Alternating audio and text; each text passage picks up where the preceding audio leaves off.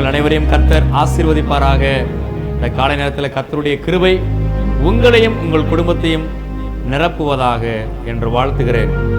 கர்த்தருடைய வசனத்தை இன்றைக்கு நாம கேட்போம். சங்கீதம் 1 சங்கீதம் 3 வசனம். அவன் நீர்க்கால்களின் ஓரமாய் நடப்பட்டு தன் காலத்தில் தன் கனியை தந்து இலையுதிராதிருக்கிற மரத்தை போல் இருப்பான். அவன் செய்வதெல்லாம் வாய்க்கும். கர்த்தர் இப்படியாக ஒரு வாக்கு கொடுக்கிறார். சில பேர் நினைக்கிறீங்க, நான் எதை செஞ்சாலுமே வாய்க்க மாட்டேதுப்பா, நான் எந்த காரியத்தை செஞ்சாலும் அது நட்டத்துல தான் முடியுது, லாபமா இருக்க மாட்டேது. என் தொழிலில் நான் ஒரு முயற்சி செய்கிறேன், ஒரு பெரிய இழப்பை பார்க்குறேன். என் குடும்பத்தில் இப்படி செய்யலாம் அப்படி செய்யலாம், இதை செஞ்சால் ஒரு நன்மை நடக்கும்னு நான் நினச்சிக்கிட்டே இருக்கிறேன், ஆனால் ஒரு இழப்பை தான் நான் பார்த்துக்கிட்டு இருக்கிறேன்னு இன்னைக்கு யாரெல்லாம் அப்படி நினச்சிட்டு அமர்ந்திருக்கிறீர்களோ, தகப்பன் உங்களை பார்த்து சொல்லுகிறார், ஒரு வாக்கு கொடுக்கிறார்.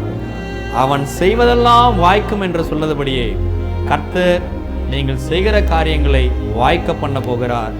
என்னோட சேர்ந்து ஒரு ஆமேன் சொல்லுங்க பார்க்கலாம். ஆமேன். ஒரு பெரிய நன்மையை துவங்க போகிறார் கர்த்தர். நீங்கள் செய்வதை எல்லாவற்றையும் வாய்க்க பண்ண 1 வசனத்தில் பார்க்கிறோம். துன்மார்க்கருடைய ஆலோசனை நடவாமலும் பாவிகளுடைய வழியில் நில்லாமலும் பரியாசக்காரர் உட்காரும் இடத்தில் உட்காராமலும் கர்த்தருடைய வேதத்தில் பிரியமாயிருந்து இரவும் பகலும் அவருடைய வேதத்தில் தியானமாயிருக்கிற மனுஷன் பாக்கியவான். நீங்கள் செய்கிற காரியங்கள்லாம் நல்லபடியாக நடக்கணும்.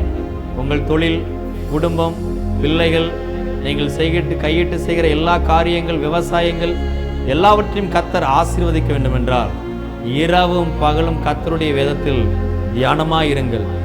ஜெபம் பண்ணுங்கள். இரவெல்லாம் ஜெபம் பண்ணுங்கள். நேரம் கிடைக்கும் போதெல்லாம் ஜெபம் பண்ணுங்கள். வேத புத்தகத்தை சுமந்து செல்லுங்கள். இந்த வயதில் வேதத்தை நீங்கள் சுமந்தால் முதில் வயதில் வேதம் உங்களை சுமக்கும். துன்பமான நேரத்தில் வேதம் உங்களை சுமக்கும். அதனால நீங்கள் செய்கிற காரியங்களை கர்த்தர் வாய்க்க பண்ணுவாராக. இரவும் பகலும் கர்த்தரையே சார்ந்திருங்கள். ஜெபம் செய்யுங்கள். வேத புத்தகத்தை சுமந்து செல்லுங்கள். வாசியுங்கள். கர்த்தர் உங்களை ஆசீர்வதிப்பாராக. இந்த காலை நேரத்தில் கர்த்தர் வாக்கு கொடுக்கிறார்.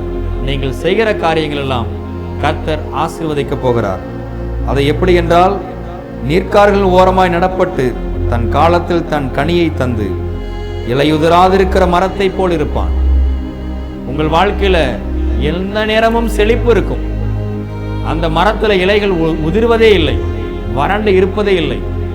எல்லா நேரத்திலும் கர்த்தர் ஒவ்வொரு நாளும் அன்றன்றைக்கு தேவையான நன்மைகளை கொடுத்து நீங்கள் செய்கிற காரியங்களை கர்த்தர் ஆசீர்வதிக்க போகிறார்.